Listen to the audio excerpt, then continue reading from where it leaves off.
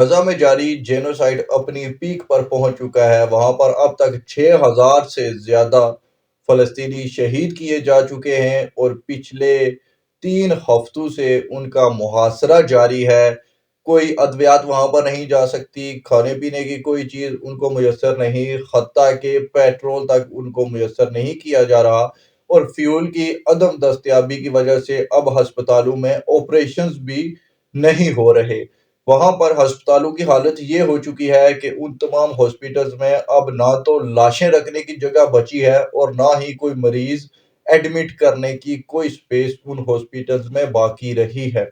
لیکن اس پر مسلم دنیا کی پر اسرار خاموشی تاریخ میں ہمیشہ تک یاد رکھی جائے گی، لکھی جائے گی کہ کس طرح سے ایک مسلمان امت تھی جس نے اپنے مسلمان بھائیوں کا جینوسائیڈ ہوتے ہوئے دیکھا، اور ان کی زبانی مذمت کے علاوہ انہوں نے پریکٹیکلی کچھ بھی نہیں کیا ابھی تک۔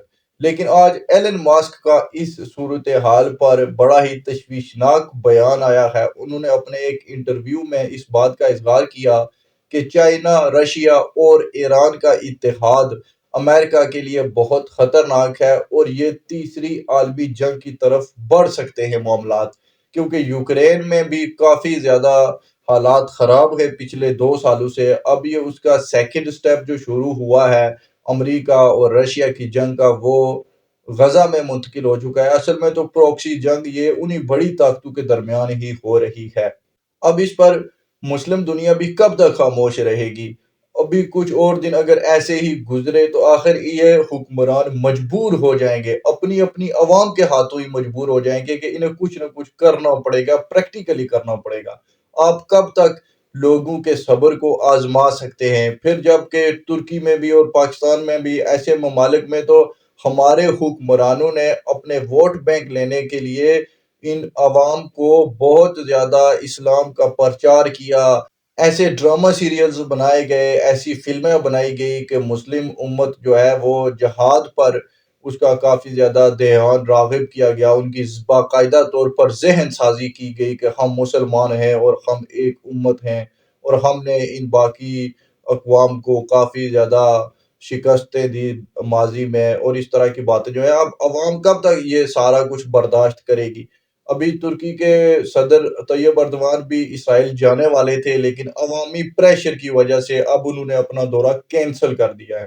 لیکن اب تک اس میں سب سے زیادہ افسوس کا مقام یہ ہے کہ اگر امریکہ کا وزیر اسرائیل میں جا کر یہ کہہ سکتا ہے کہ اس کا باپ یہودی تھا، اس کی ماں یہودی تھی اور وہ بھی یہودی ہے، اس لیے وہ یہودیوں کے پاس آیا ہے، ان کی اس موجودہ سچویشن میں وہ اپنے مذہبی بھائیوں کا ساتھ دینے کے لیے وہاں پر موجود ہے، لیکن ابھی تک کوئی بھی مسلمان حکمران یا کسی مسلمان ملک کا وزیر غزہ میں جا کر یہ بات نہیں کہہ پایا۔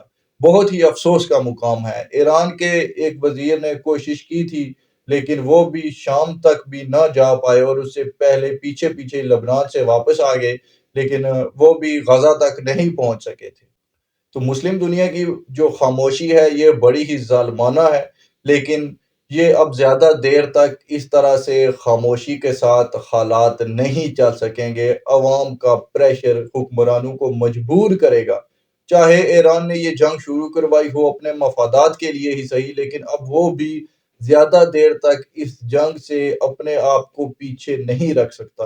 اور رشیا کا بھی 2 دن پہلے بیان کافی اہمیت کا حامل تھا کہ صدر پیوٹن نے کہا کہ ہم مسلمان دنیا کے ساتھ اپنا تعاون بڑھانے کے لیے تیار ہیں۔ امریکہ نے بحر الکاہل میں اپنا وارشپ بھیجا تھا، تو چائنا نے بھی اپنے 6 وارشپس جو ہیں وہ مڈل ایسٹ کے پانیوں میں بھیج دیے ہیں اب تک۔ حالات کافی زیادہ سنگین ہو چکے ہیں۔ اسرائیل نے ایران کو یہ دھمکی لگائی تھی کہ اگر حزب اللہ کی جانب سے اسرائیل پر حملہ ہوتا ہے تو وہ سانپ کی گردن کو دبوچیں گے، یعنی کہ وہ ایران پر حملہ کریں گے، اور اگر ایران پر حملہ ہوتا ہے تو پھر پاکستان کسی صورت محفوظ نہیں رہ سکتا، اور چائنا بھی اسی خطے کے اندر آتا ہے۔